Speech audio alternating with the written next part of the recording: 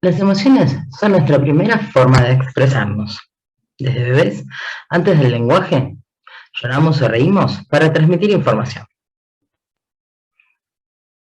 Las emociones están compuestas del lenguaje emocional, como las expresiones, las posturas. Pensemos en cómo nos damos cuenta cuando una persona, por ejemplo, está triste o está contenta, o siente depresión o está angustiada, que puede ser observable desde el exterior. Los cambios fisiológicos como la respiración, el ritmo cardíaco, por ejemplo, que se aceleran en la ansiedad, y conductas como acercarse o alejarse. Por ejemplo, si siento miedo, me puedo alejar de aquella circunstancia, persona o objeto que me lo genera. ¿Para qué me sirven las emociones? Nos disponen a la acción, nos llevan a actuar, me transmiten información, nos guían porque nos indican qué es lo importante y nos permiten comunicarnos con los demás. Gestionar emociones implica poder aceptar que la emoción está ahí, escuchándola, y ser sabias para saber qué hacer con la información que esta emoción nos está dando. Tenemos que aprender a regular nuestras emociones. Este es un proceso que se pone en marcha para manejarlas. Los procesos de regulación se aprenden de quienes nos crían, de nuestros padres y los descubrimientos personales.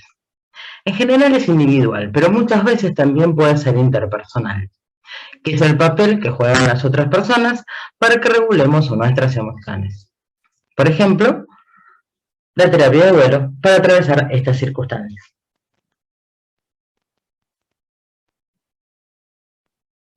Hay tres características fundamentales dentro de la regulación emocional. Una es la meta, es lo que se espera conseguir, de aumentar o disminuir la intensidad o la duración de una emoción cuando la estamos sintiendo. La estrategia, es decir, el proceso para influir en estas emociones, ¿qué es lo que voy a hacer?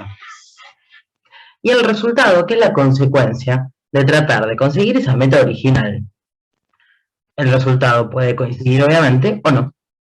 Este proceso de regulación emocional consta de 5 pasos: seleccionar la situación, modificarla, desplegar la atención, hacer evaluación y cambio cognitivo y modular la respuesta. Vamos a ir a ver ahora paso por paso. La selección de la situación es el hecho específicamente que me amerita la atención. Modificarla, frente al hecho, ver si la idea previa funciona o si hay que ir por un plan B, si tengo que, por ejemplo, modificar mi conducta. Desplegar la atención, lugar al que llevo la atención específicamente. La evaluación y el cambio cognitivo, como analizar la situación y replantearla. Y la modulación de la respuesta, que aparece la emoción, pero no se responde a ella. Hay dos grandes estrategias para poder aprender a manejar nuestras emociones. La reevaluación cognitiva, que es modificar el significado o relevancia de una situación. Por ejemplo, un velatorio me da angustia porque esta persona es importante para mí, no porque yo sea una persona débil. Supresión de emoción emocional. Por ejemplo, voy a este velatorio, siento la angustia, la expreso, pero no entro en pánico. Es decir, que inhibí la conducta que expresa la emoción. No todas las personas tienen la capacidad de regularse. Hay personas que se desregulan emocionalmente. Son aquellas personas que tienen dificultades para gestionar estas emociones porque las estrategias que se usaban ya no funcionan o porque no se aprendió a gestionar. Es importante también entonces entender la propia experiencia personal, poder observar y describir nuestras emociones, qué es lo que nos dicen y evaluar si la respuesta que genera el empleo es útil o no. Disminuir también la vulnerabilidad emocional, frenando las emociones que no deseamos desde el principio, cosa que obviamente a veces pasa y a veces no. Reducir la intensidad emocional es frenar la intensidad de las emociones no deseadas una vez que aparecieron. En el cuadrito siguiente es una forma muy fácil de comprender la emoción que tengo en determinada circunstancia. Escribo la situación, la emoción que me despliega. Recordemos que muchas veces hay un paisaje emocional donde hay varias emociones, pero lo importante es poder recoger sobre todo la que es predominante. ¿Qué pasa por mi mente? Es la emoción, ¿cómo se refleja en el cuerpo? ¿Cuáles son esas sensaciones físicas? ¿Qué conducta implican estas emociones? ¿Y cómo se despliegan en esta situación? ¿Y qué ocurre después, a corto y largo plazo? Por ejemplo, si me da miedo subir al ascensor porque tengo miedo de que se pare, de quedarme encerrada, subo siempre por la escalera. ¡Ay! Me siento más tranquila, a corto plazo. Pero a largo plazo me sigue aumentando el miedo hasta quizás volverse una fobia. Súper importante aprender a practicar mindfulness para ser más consciente. Si yo no me doy cuenta y no puedo registrar siquiera mi emoción, ¿cómo puedo gestionarla? En cambio, si estoy en el aquí y en el ahora, puedo analizar la experiencia emocional que estoy atravesando y decidir cómo responder.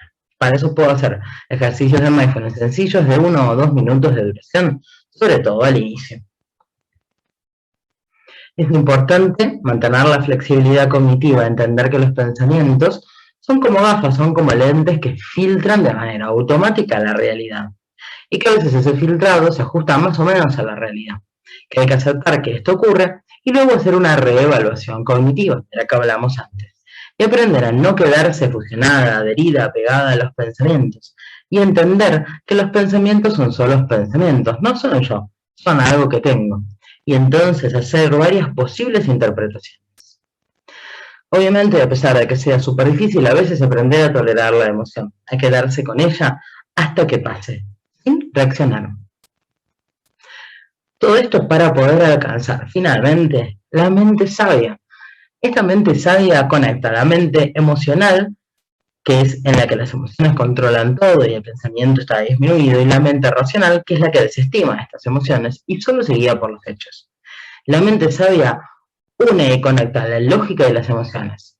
Observa lo que ocurre en el momento presente sin juzgar, describiendo lo observado, poniéndole nombre a las experiencias y a los hechos, participando de lo que se está experimentando sin aferrarse ni escapar y haciendo una sola cosa por vez.